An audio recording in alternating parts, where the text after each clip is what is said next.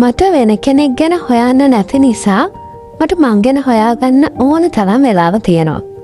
මන් දන්නවා පවුලක් කියන්නේ සමහර වෙලාවට ඔයාලට හිතෙන්න පුළුවන් ඒක හරිම ලස්සන දෙයක්, ඒක හරිම සතුටුදායක දෙයක්.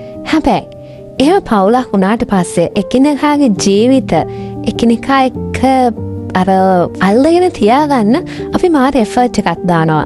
කියන්නේ එෆර්ට් එකක් නොදා අපිට බෑ එකිනෙකා එක්ක බැඳීමෙන් ඉන්න. කවුරු හරි හිතනවා නම් ඒක නිකන් එහෙම පවත්වාගෙන යන්න පුළුවන් කියන කවදාවත් බෑ. අපි අනිත් අය ගැන හොයලා බලන්න ඕන, ඒගොල්ලන්ගේ අවශ්‍යතා ඉෂ්ට කරන්න ඕන, වගකීම් යුතුකම් ඔහොම වචන ගොඩාක් එක්ක අපි ඒවට හිර වෙනවා. එතකොට අපිට වෙලාව නැති වෙනවා අපි ගැන හොයා ගන්න. මේ සෝබා දහම දිහා මේ අපි වටේ සිද්ධ වෙන දේවල් දිහා නැවතිලි බලන්න අපිට වෙලාවක් නැති වෙනවා. ඒක ඇත්තටම දුකට කාරණයක්. ඔයා ඇත්තටම බය වෙන්න ඕන තනි වෙන්න නෙමෙයි. තව බැඳීම් වල හිර වෙන්නයි.